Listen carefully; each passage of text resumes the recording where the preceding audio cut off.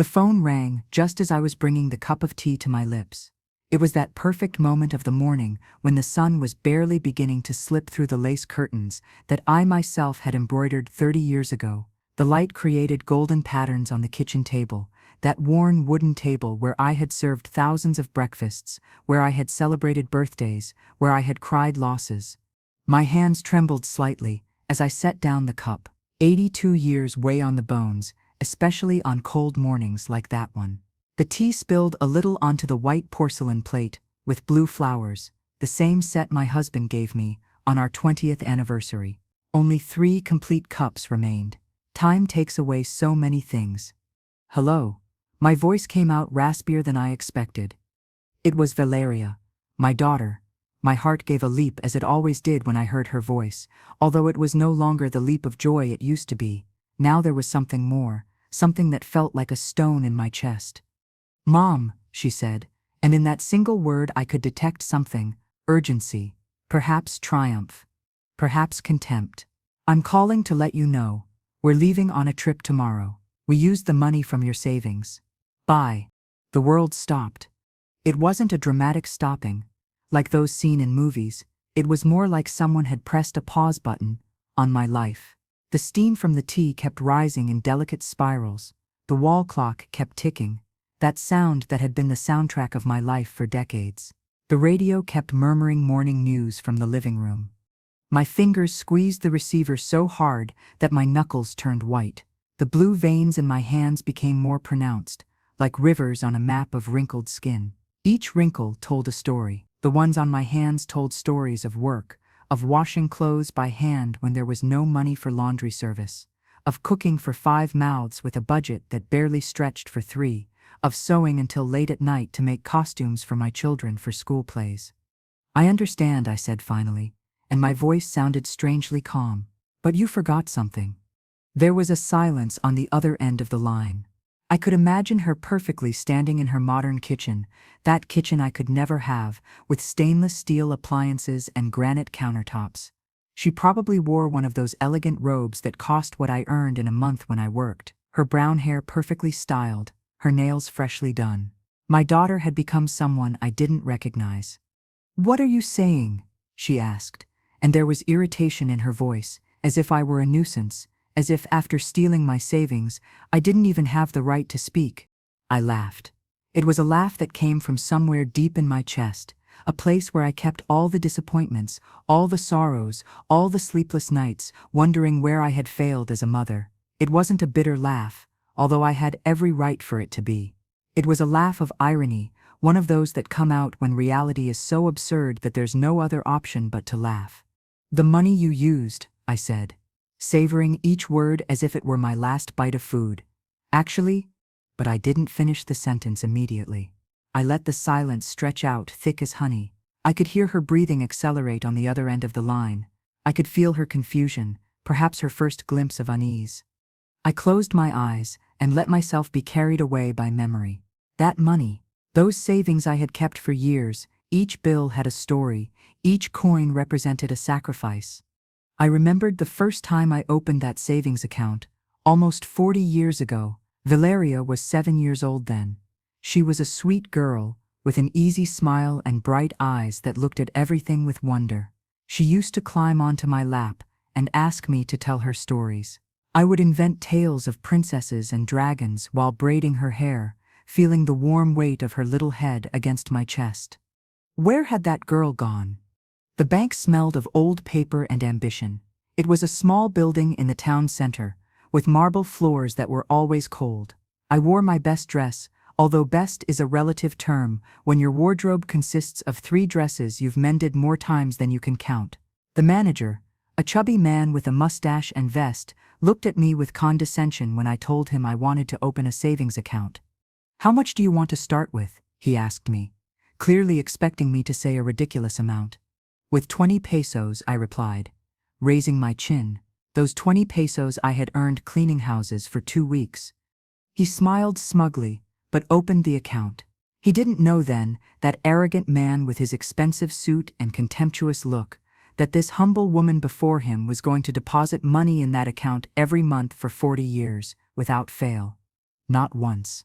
20 pesos became 50. 50 became 100. Sometimes I could only deposit 10, when times were especially hard, but always there was a deposit. Did Valeria know this? Did she know that each peso in that account represented a meal I didn't eat so she could eat? Did she know that each bill was a whim I denied myself, a new dress I never bought, a vacation I never took? My husband, may God rest his soul, died when Valeria was 15, a massive heart attack while fixing the roof of the house. I found him up there, among the red tiles, with an expression of surprise frozen on his face, as if death had caught him off guard, in the middle of an ordinary thought about whether he should replace 3 tiles or 4. After his funeral, a modest ceremony with flowers from the garden because there was no money for expensive wreaths, I stared at that savings account like a shipwrecked person looks at a raft. I had a little over 5,000 pesos then. I could have used them. God knows I needed that money. The hospital debts, funeral expenses, the house mortgage. But I didn't touch it. Because that money had a purpose. It was for Valeria, for her education, for her future, for the day she really needed it. So I went back to work, got a second job cleaning offices at night. I slept 4 hours if I was lucky. My hands cracked from chlorine and cleaning chemicals. My back hurt so much that there were nights I couldn't get out of bed without help. But I kept depositing money in that account.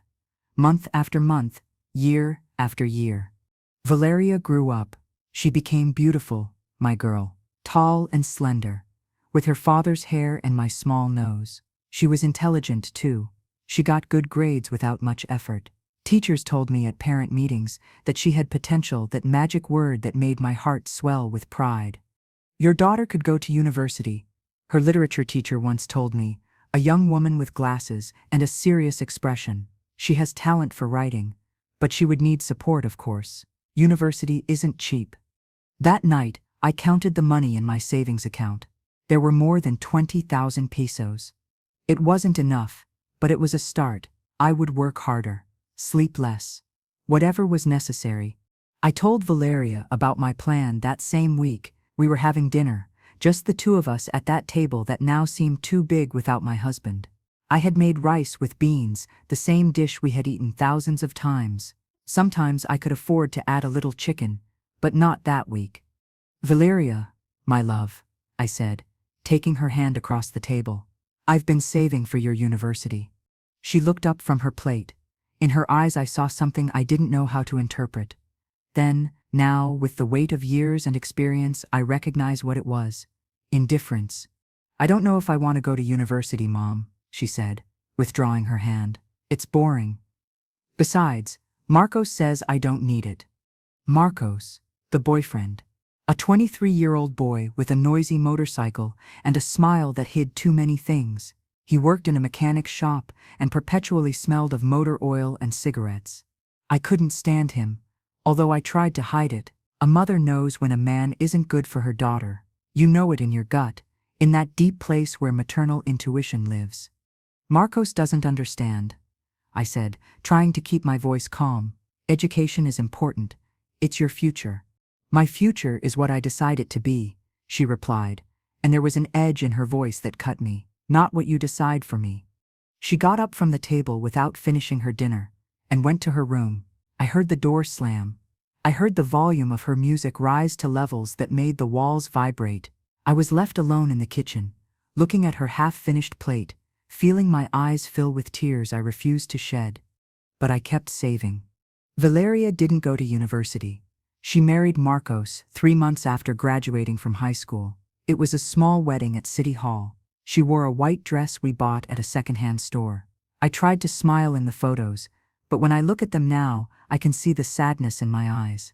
The photographer captured something I was trying to hide, the knowledge that my daughter was making a mistake and my absolute powerlessness to stop her. The marriage lasted 6 years. 6 years of sporadic visits, of increasingly infrequent calls, of excuses about why they couldn't come for Sunday dinner. Marcos didn't want me around. That was evident, and Valeria, my sweet Valeria, had chosen her side. When they finally divorced, I thought I would get my daughter back. I thought she would come back to me, that she would recognize I had been right, that we would reconcile. How foolish I was. How naive. Instead, Valeria went further away. She met Roberto at a real estate conference. Roberto was everything Marcos wasn't: educated, polished, successful. He wore expensive suits and drove a German car. He had investments and properties. He was, in Valeria's words, someone who's going places. They married a year after meeting. This time it was a big wedding at a luxurious downtown hotel. I attended alone, wearing the same dress from the first marriage because I didn't have money for another.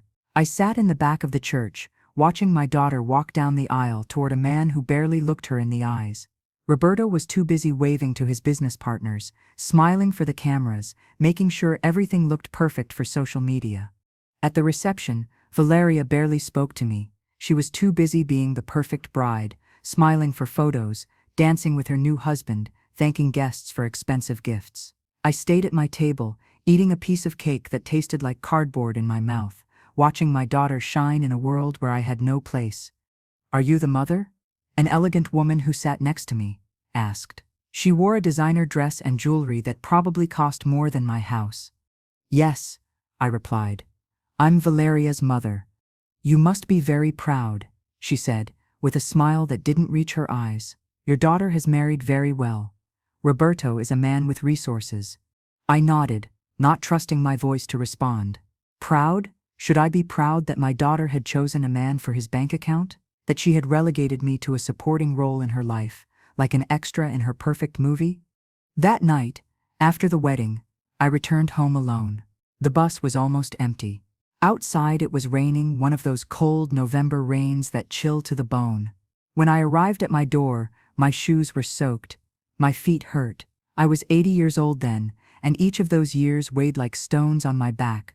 I took off my wet dress and put on my old robe, the soft flannel one with faded flowers. I made myself a cup of tea and sat in my chair by the window, watching the rain create rivers on the glass. And I cried. I cried for the girl I had lost, for the woman she had become, for the years we couldn't recover. But even after that, I kept saving. Why? Sometimes I asked myself on sleepless nights, why keep putting away money for a daughter who clearly didn't appreciate it, who didn't even visit me? The answer was simple and complex at the same time, because it was the only thing I knew how to do. Because despite everything, she was still my daughter. Because a mother's love doesn't go out like a candle. It burns even when there's no oxygen, even when everything is dark and cold. The years passed. Valeria and Roberto had 2 children. Beautiful children that I only saw in photos she posted on social media, Sebastian and Emma. My grandchildren. Children who didn't know my name, who didn't know my voice, who hadn't felt my arms around them. Once, 3 years ago, I took the bus to her house. It was a 2-hour trip.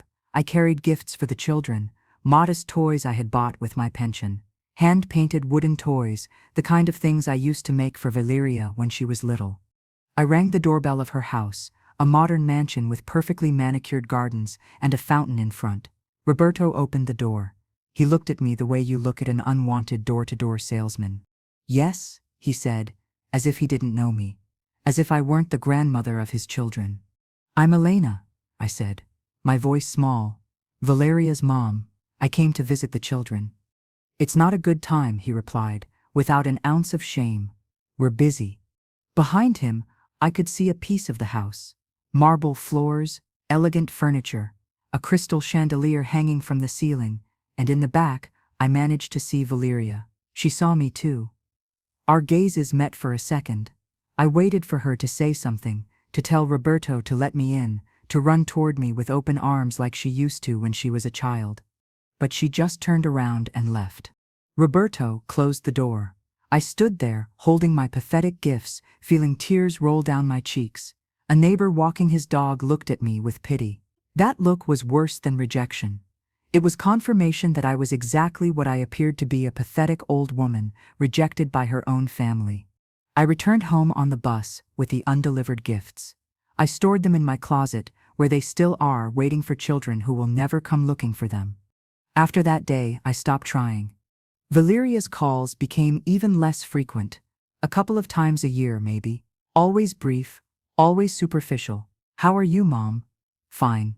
And you?" "Busy. Roberto has a new project. The kids are in 1,000 activities. I have to go.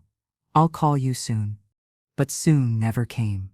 And still, I kept saving. The account grew. 30,000, 40,000, 50,000, 50,000.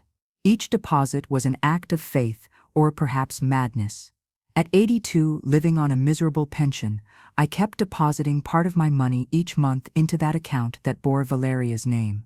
Because in my will, which I had made years ago with a free lawyer from the parish, all that money was going to her, to my daughter, to the woman who had forgotten me, who had left me behind like an old piece of furniture that no longer matches the modern decoration of her life. Until 3 months ago, it was a morning like any other. I woke up with the usual joint pains. I made my tea.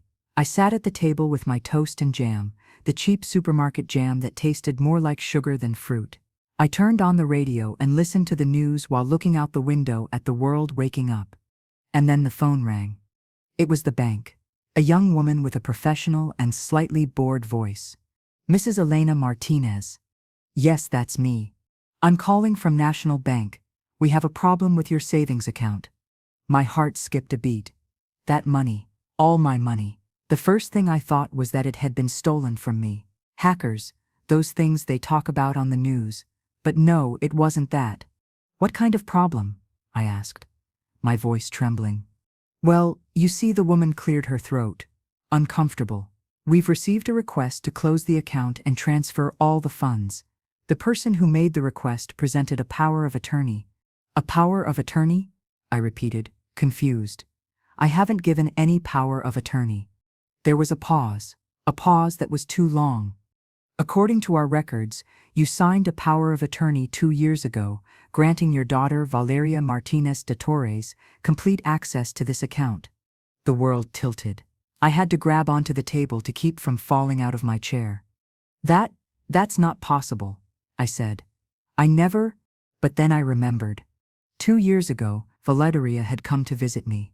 A surprise visit, the first in months. She arrived with flowers and a smile, and for a moment, just for a moment, I believed that maybe things were changing.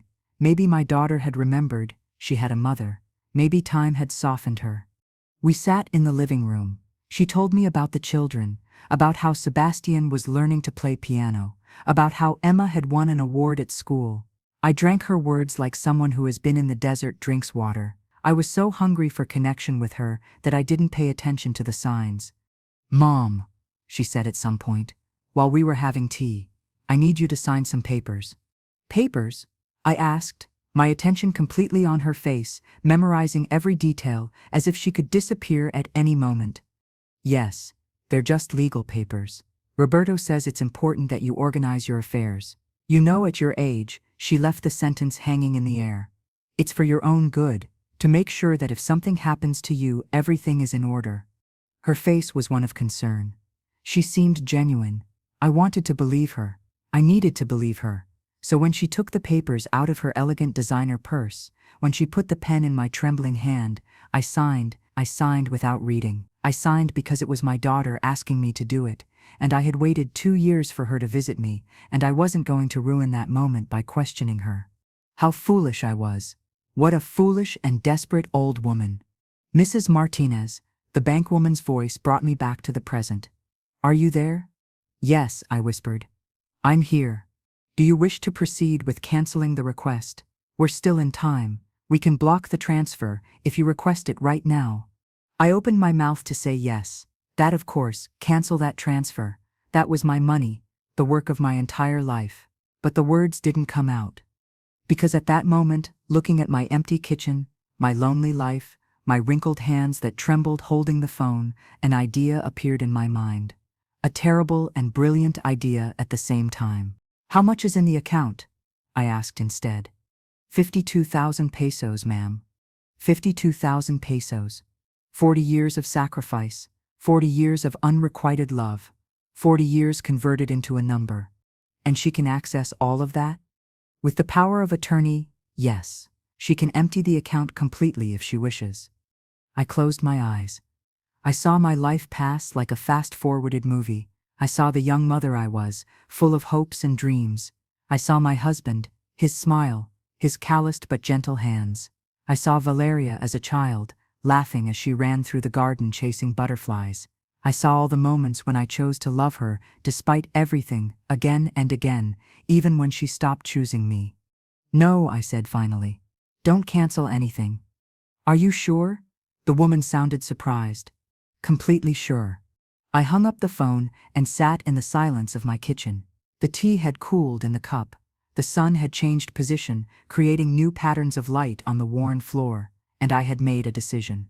I wasn't going to stop her. I was going to let Valeria take the money. All of it. Every peso I had saved because I had a plan.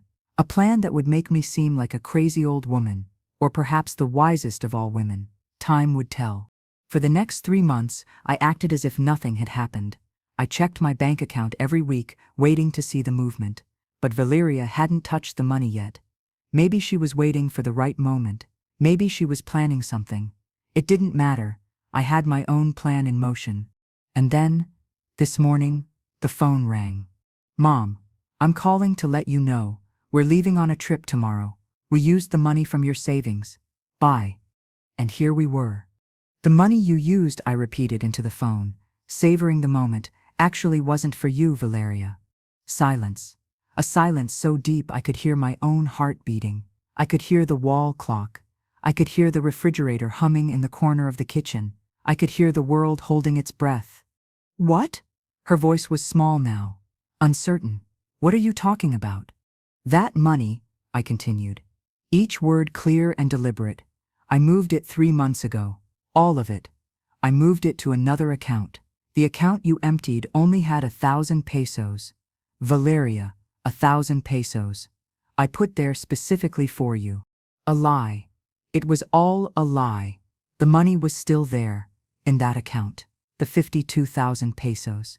She had taken them all, but Valeria didn't know that. And that uncertainty, that moment of doubt, was exactly what I needed. You're lying, she said, but her voice trembled. Why would I lie? I asked softly. For what? You already took the money, Valeria. You already did what you came to do. I heard noise on the other end of the line, hurried footsteps, Roberto's voice in the background, asking what was happening, Valeria's voice, high-pitched and scared, telling him to wait. Mom, you can't have… When? Why? 3 months ago, I said. After you called me that Tuesday, do you remember? You called me to ask if I had the deeds to the house. You said Roberto needed them for some paperwork. That night I couldn't sleep. Valeria. I stayed awake wondering what else you would come to take from me. Another lie. She had never called me asking about the deeds, but it sounded plausible. And in her guilt, in her panic, she wouldn't know how to distinguish truth from fiction. We weren't going to, she stammered. Do you know where the money is now? I asked. My voice had become soft, almost kind. That was the cruelest part of all. It's in a foundation for elderly people, without family, for people like me, Valeria, people whose children forgot them. I donated it all. Every peso. The scream she let out pierced my heart. It was a scream of pure anguish, of desperation. Part of me wanted to take it back, tell her the truth, calm her. But another part of me, the part that had been asleep for years, the part that had endured rejection and indifference in silence, that part remained firm. You can't have done that, she screamed. That money was mine. You promised it to me. You said it was for me. I never promised it to you, Valeria, I said quietly. You assumed, but you're right about something. It was for you. It was for when you really needed it, for an emergency, for something important, not for a pleasure trip you can clearly afford yourselves. You don't understand, her voice broke. We needed that money. Roberto, we lost a lot in an investment. We're in trouble, Mom, real trouble. The bank is going to take the house, the children's schools. We haven't paid for 3 months. This trip was our last chance to escape a little, to think about what to do. And there it was, the truth, or at least part of it. The perfect facade had cracked, and through the cracks I could see reality. They weren't the successful entrepreneurs they pretended to be. They were ordinary people with ordinary problems. And instead of coming to me honestly, Instead of asking for help as a daughter should ask her mother for help, they had decided to rob me. And why didn't you tell me? I asked. And now there were tears in my voice. Why didn't you come to me and say, Mom, we're in trouble, we need help, why did you have to steal it from me? Because I knew you'd say no, she shouted. I knew you'd give me a sermon about responsibility and wrong decisions. I knew you'd look at me with that disappointed face you always have when you see me. Her words hit me like stones. Was that what she saw in me? Disappointment?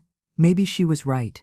Maybe I had been unable to hide what I felt every time I saw her living a life I considered empty, chasing things I considered worthless.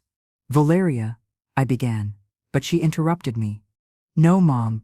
All my life you've been judging me, judging Marcos, judging Roberto, judging the house I have, the way I dress, how I raise my children. Nothing I do is enough for you. It never was. That's not true, I said, my voice breaking. I just wanted you to be happy, to have a good life. No, you wanted me to have the life you couldn't have. You wanted me to go to university to compensate for you not being able to go.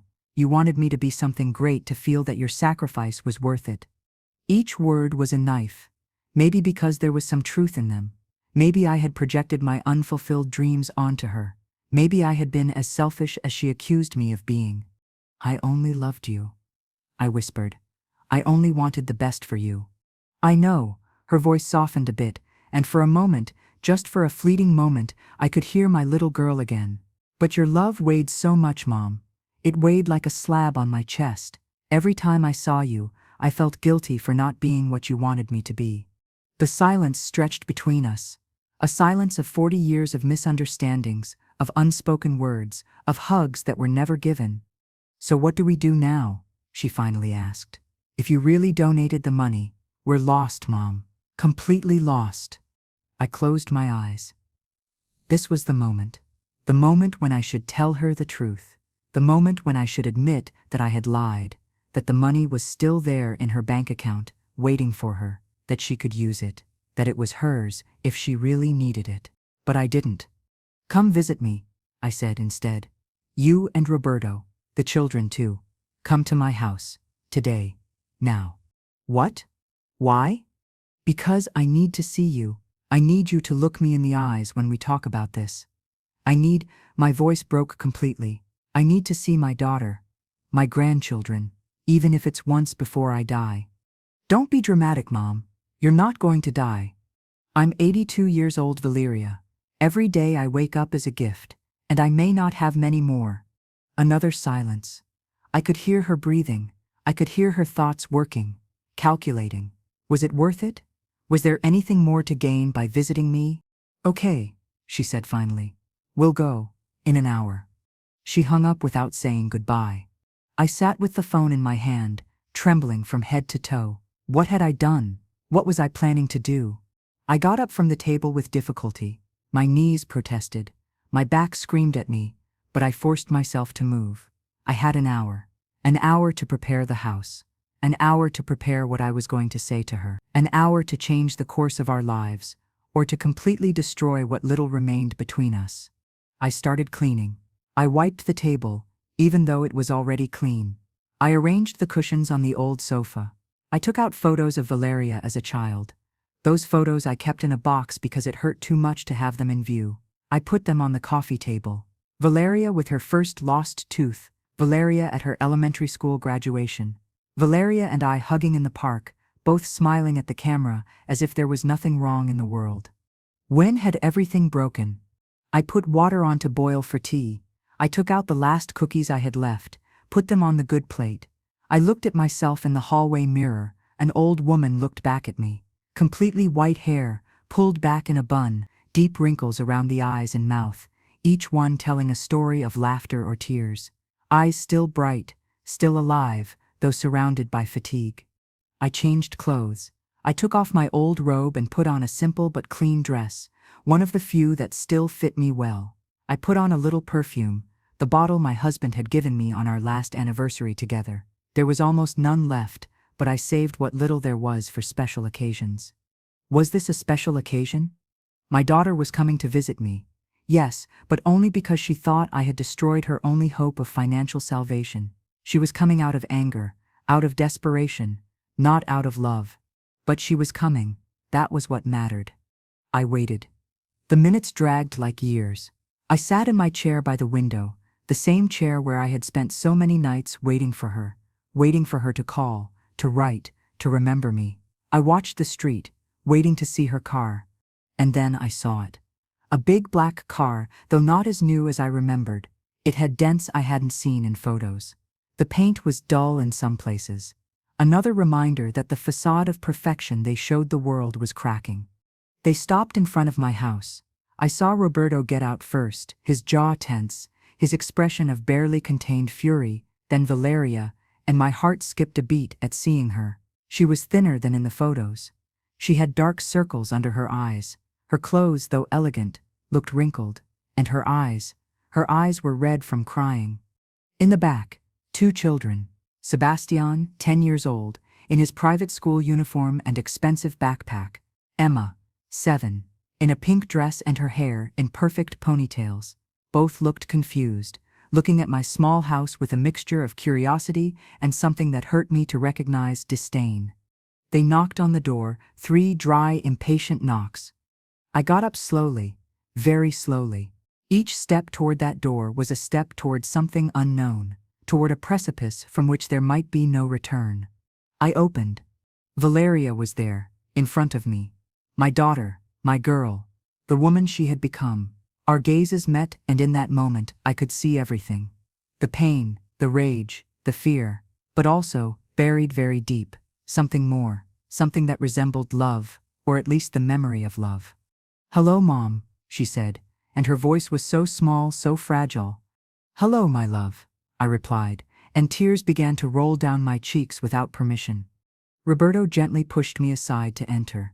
He didn't say hello. He didn't look me in the eyes. The children entered behind him, stuck to their father, looking at me as if I were a stranger, because that was exactly what I was to them. A stranger. Valeria entered last. I closed the door behind her, and we stood in the small foyer, separated by barely a meter that felt like an ocean. "So," said Roberto from the living room, his voice cutting, "where are the papers? The papers from that supposed donation you made?" And there it was. The moment of truth. The moment when I should show my cards, reveal my lie, or continue with the game I had started. I went to my room, feeling their eyes on my back. I opened the drawer of my dresser, the drawer where I kept my important documents, the deeds to the house, my will, my husband's death certificate, Valeria's birth certificates. And under everything, an envelope I had prepared 3 months ago, after that call from the bank. I took it with trembling hands and returned to the living room. Roberto was sitting on my sofa, as if he owned the place. Sebastian and Emma were beside him, playing with their expensive phones. Valeria was standing by the window, looking outside, her arms crossed over her chest in a defensive posture. I handed the envelope to Roberto. He opened it roughly, pulled out the papers. His eyes scanned the pages quickly. I saw how his face went from fury to confusion, and then to something worse, total desperation. "What is this?" he whispered. Valeria turned from the window. "What does it say?" Roberto looked up at me, and in his eyes there was something I had never seen before, respect, or maybe fear. "They're transfer papers," he said slowly. "Transfer of the 52,000 pesos to the Golden Hope Foundation. They're signed and notarized. 3 months ago, like she said." Valeria let out a sound, something between a moan and a scream. She brought her hands to her face. No, Mom, how could you?" "Sit down, Valeria," I said softly. "Everyone, sit down. We need to talk." "There's nothing to talk about," she screamed. "You've destroyed us, do you understand? You've killed us." "Valeria." Roberto's voice was tired. "Sit down." She did, collapsing on the sofa, as if her legs could no longer hold her. The children looked at her with concern, finally leaving their phones. "Grandma," said Emma, her little voice full of uncertainty. "Why is Mommy crying?" My heart stopped. Grandma. She had called me Grandma. Maybe she didn't really know who I was. Maybe it was just a word she had heard. but she had said it, and that sound, that simple word, almost made me collapse. "Come here, my love," I said, extending my hand. She looked at her father, asking permission. He nodded, his face a mask of resignation. Emma walked toward me with small, cautious steps. When she was close enough, I took her little hand in mine. "Your mommy is crying," I said softly, "because sometimes adults make mistakes, and when we realize our mistakes, we get sad." "Did you make a mistake?" she asked, her big, curious eyes looking at me. "Yes," I replied, looking at Valeria as I spoke. "I made many mistakes. I was a mother who loved too much, who squeezed too hard, who didn't know when to let go." "And I," said Valeria. Her voice broken, was a daughter who didn't know how to appreciate that love, who confused it with control, who ran away instead of facing things. We looked at each other across the room, and in that moment, something broke, or maybe it was fixed. It was hard to tell. "The papers are fake," I said finally. Absolute silence. "What?" Roberto was the first to speak. "The papers. They're fake. I made them myself. I never donated the money. It's still in the account. All of it. Every peso." Valeria stood up abruptly. "What are you saying?" "I'm saying," and my voice was firm now, firmer than it had been in years, "that I lied. When you called me this morning, so casual, so cold, telling me you had taken my life savings as if you had the right to do so, I decided to teach you a lesson." "A lesson?" Roberto's voice was incredulous. "You put us through this as a fucking lesson?" "Roberto," Valeria's voice was a warning. She looked at the children. "Yes," I said, unfazed. "A lesson, because you needed to understand something. You needed to feel what I've felt for years." "And what is that?" asked Valeria, her voice trembling. "Loss. Desperation. The feeling that what you valued most in the world has been taken from you without your permission, without your knowledge, by someone who is supposed to love you." The words fell like bombs in the room. Valeria collapsed back on the sofa, her face in her hands. Roberto stared into space, processing. The children looked at us all with enormous eyes, trying to understand the adult drama unfolding before them. "I didn't take anything from you, Mom," said Valeria finally, her voice muffled by her hands. "Didn't you?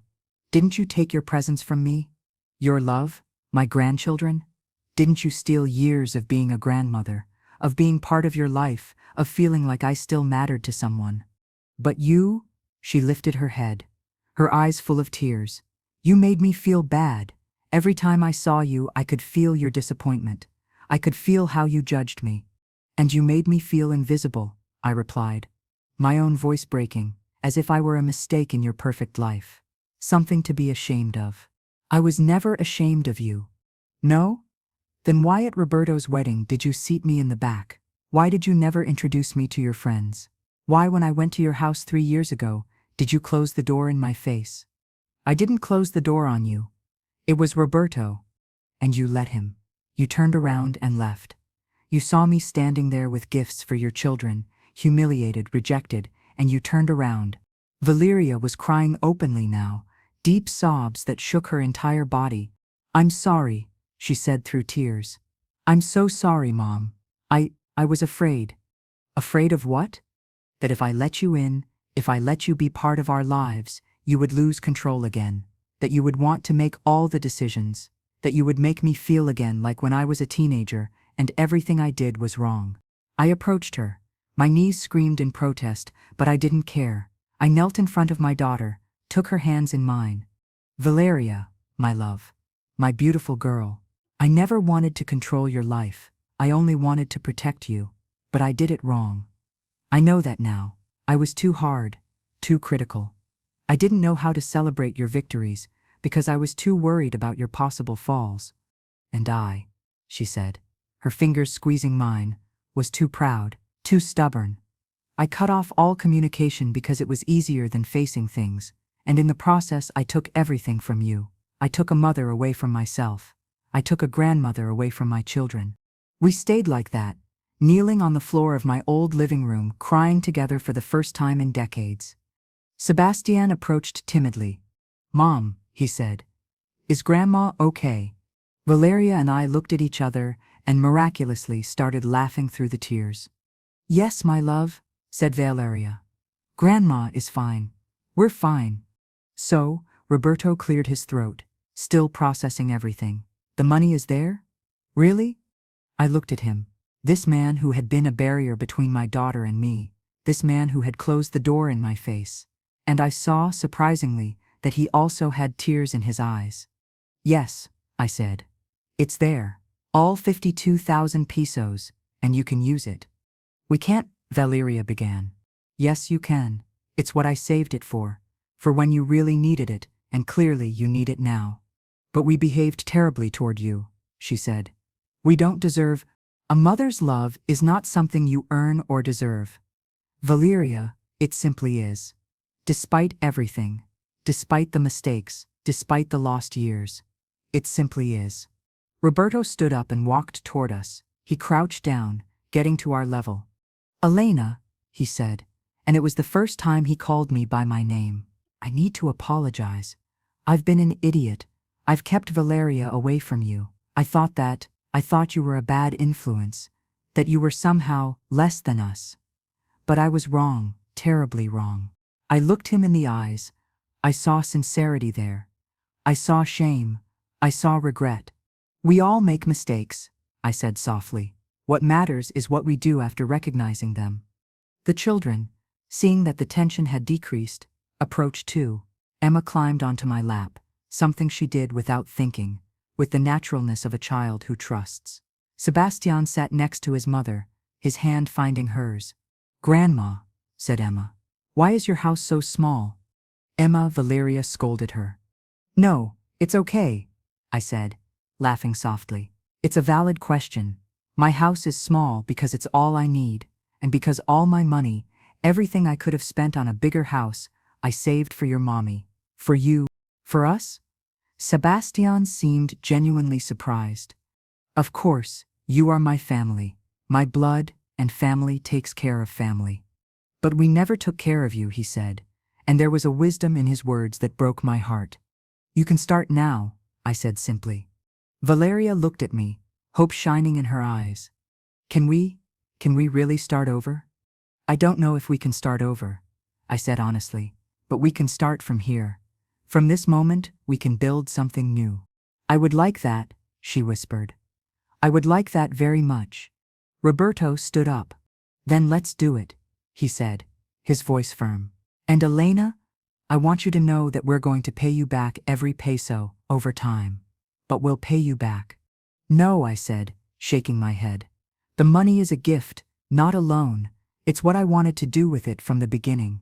But, no buts, use it to save your house, to keep the children in their schools, to give yourselves a break and find a way to get back on your feet. And when you're stable, when everything is well again, I only ask one thing of you." "What?" asked Valeria. "That you come visit me. Regularly. That you let me be a grandmother. That you let me be part of your lives. That's all I want. It's all I've ever wanted." "Deal," she said, smiling through tears. "It's a deal, Mom." We hugged there, on the floor of my old living room, one of those hugs that last, one of those that mean something. The children joined in, and then Roberto, a messy group of people hugging on the floor, crying and laughing at the same time. And for the first time in years, in decades perhaps, I felt something I had forgotten. Hope. We spent the rest of the day together. I showed the children the house. I showed them photos of their mommy as a child. I told them stories of when Valeria was their age. I showed them the toys I had saved, those gifts I was never able to deliver. Emma's eyes lit up when she saw the rag doll I had made by hand. Sebastian was fascinated with the carved wooden cars I had painted myself. We cooked together. Well, I cooked with Valeria's help, while Roberto played with the children in the small backyard. I made my special soup, the one I used to make when Valeria was a child, the kitchen filled with steam and laughter. Valeria cut vegetables beside me, and every now and then our hands brushed, a reminder that this was real, that it was really happening. "I had forgotten this smell," she said at some point, closing her eyes. "I used to come home from school, and this smell filled the whole house. It made me feel safe, loved. You were always loved, my girl. Even when it seemed you weren't, even when we fought, always." We ate at the small table, squeezed but happy. Emma insisted on sitting in my lap. Sebastian asked 1,000 questions about my life, about his grandfather he never knew, about what the world was like when I was young. Roberto ate 3 plates, praising the food, and I could see in Valeria's eyes a mixture of surprise and joy seeing her family connect with me. After eating, while Roberto took the children to buy ice cream at the corner store, Valeria and I were left alone. We sat on the sofa, with cups of hot tea in our hands, in a comfortable silence we hadn't shared in years. "Mom," she said finally, "I need to know something." "What, my love?" "When you made those fake papers, when you let me believe you had donated the money, were you really willing to lose it all? To lose me forever?" I looked her in the eyes. It was a fair question, a question that deserved an honest answer. "I don't know," I admitted. "I think in that moment when I picked up the phone this morning and heard your voice so cold, so casual, telling me you had taken my savings, something in me broke, or maybe it was fixed. I felt like I had nothing left to lose. That I had lost you so long ago that it no longer mattered. So yes, I think I was willing to risk everything for a chance, however small, that you would really see me, that you would feel something, even if it was anger or pain. Because feeling something was better than the indifference you had treated me with for years." She nodded slowly, processing my words. "It was cruel," she said. "It was," I agreed. "And I'm sorry, but it was also effective." "Yes." A small smile appeared on her lips. "It was. Valeria, there's something else I need to tell you." "What?" "I changed my will 3 months ago, after that call from the bank." Her face paled. "Mom, you don't have to." "Listen," I interrupted her gently. "Everything I have, this house, my few possessions, everything goes to you. But with one condition." "What?" "That you don't sell it, that you don't turn it into an investment or quick cash, that you keep it in the family. That maybe someday when your children have their own children, they can bring them here. They can tell them stories of their great-grandmother. They can keep alive the memory that here, in this small and humble house, there was love. A lot of love." Tears rolled down her cheeks again. "I promise," she whispered. "I promise you, Mom."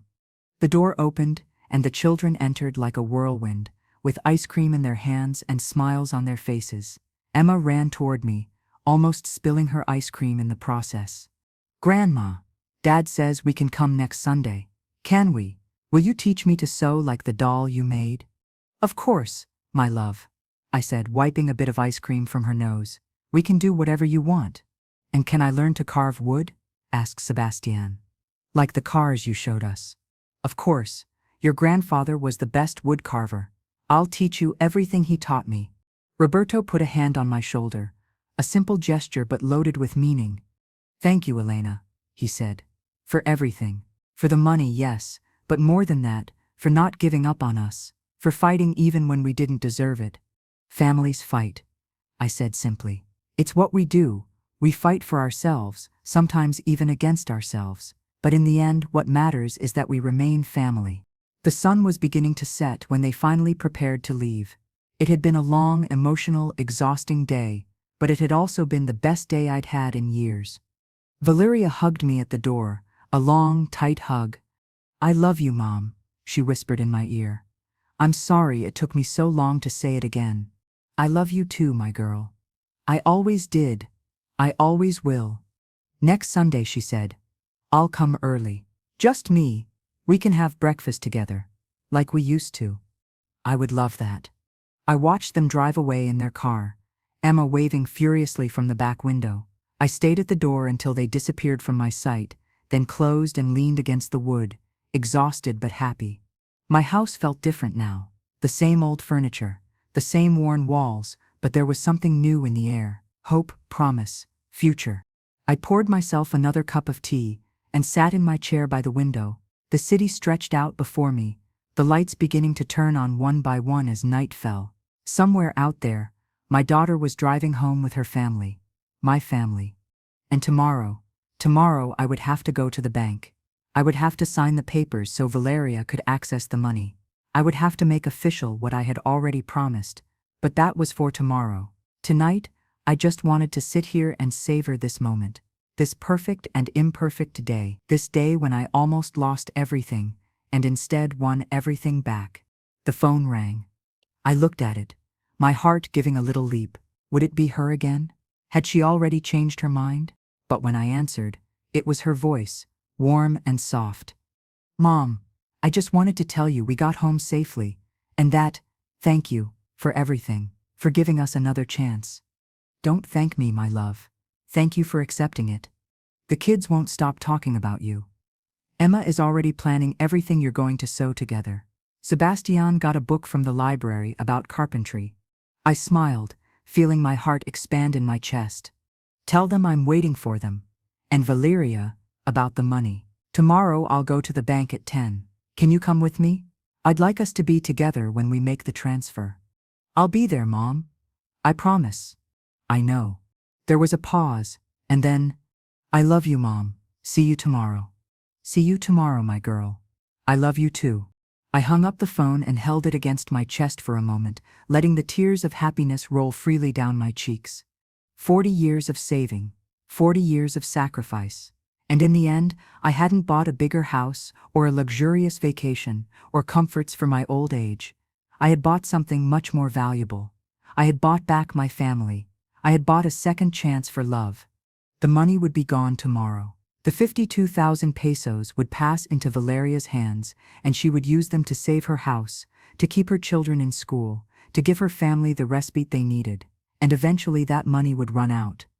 As all money runs out. But what we had built today, what we had recovered, that was permanent, that was real. I got up from my chair with effort, my bones creaking but my heart light. I washed my teacup, turned off the lights one by one and headed to my bedroom. On the nightstand was an old photo, faded by time. My husband and me on our wedding day, young and full of hope. I touched his face with a wrinkled finger. I did it, I whispered to him. I got our girl back. I wish you were here to see it. I got into bed, between the clean sheets I had washed that morning, before all this began, before knowing this would be the day my life would change forever. I closed my eyes and for the first time in years, I fell asleep with a smile on my lips. Because tomorrow Valeria would come, and the following Sunday, and every Sunday after that, the 52,000 pesos would be gone, but my daughter would have returned. My grandchildren would know me. This small house would once again be filled with laughter. In the end, I had won everything that mattered. And as I sank into sleep, one last thought crossed my mind. Sometimes you have to be willing to lose everything to realize what's really worth keeping, and it's not money. It was never money. It was always love. The end.